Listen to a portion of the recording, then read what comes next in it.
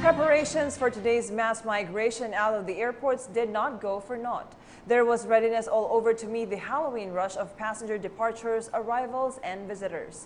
Our correspondent Marita Muahe covered today's activities at the airport and filed this report.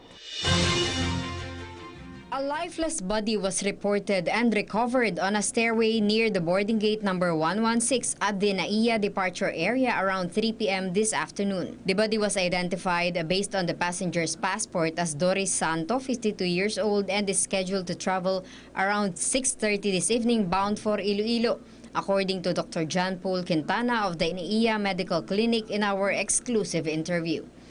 Bali, tinawag lang po sa amin ng tawag dito nung ating mga gwardiya po dito sa airport na meron daw hinimatay doon sa gate 116. Pinuntahan po namin, nung nakuha ho natin, wala na pong signs of life. Siya po ay dilated na po ang pupils, hindi humihinga, walang heartbeat, wala hong pulso. So kung meron ho kayong mga sakit, huwag hong babiyahin na wala hong konsulta man lang sa doktor, lalo kung walang pahintulot. Make sure po na kayo ay physically fit and safe na lumipad po. Overall, NAIA's situation was generally peaceful and security personnel were all over the airport, according to the PNP Security Aviation Group with their Ligtas Undas 2016. Meanwhile, NAIA Airport Road has a light to moderate traffic situation, according to MMDA team leader Marco Agustin. Hindi na kami nakapag-day off. Wala ko kami day off. Duty po talaga kami itong dating holiday. Lalo na hanggang ados pa, wala kaming day off. Paalala lang sa motorista, kailangan may allowance bago sila pumunta ng airport. Maluwag man o masikip, kailangan importante nakahanda pa rin sila sa biyahe nila.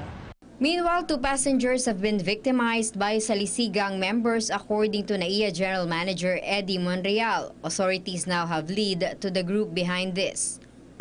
Kahapon, as of 4 o'clock, ang natatala ho namin na mga pasahero is humigit kumulang sa mahigit na 400,000 passengers sa lahat ng terminal. For NAIA passengers, Monreal reminds them to always take care of their personal belongings. Unang-una ho, siguro we all have to strive hard.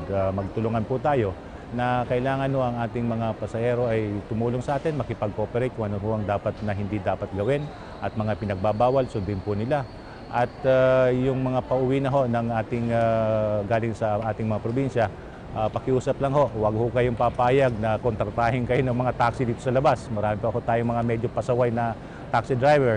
Bayaran lang ho ninyo kung anong nararapat at tama sa taripa. Huwag ho kayong magpapaudyok sa kanila na magbigay ng o kaya makipagkontrata. Kung meron ho kayong nagkaroon ng encounter na mga ganon, meron ho kaming hotline na pwede nyong tawagan, ang 87-71111 at meron ho tayong text na iya at iba pang pamamaraan para makarating sa amin ang problema. Na sana ho yung mga pasahero din natin, huwag lang ho iiwanan at kung saan ho iiwanan mga bagahe at magpagmatsyag po sila sa kanilang panligiran. For PTV News, this is Marita Muahe.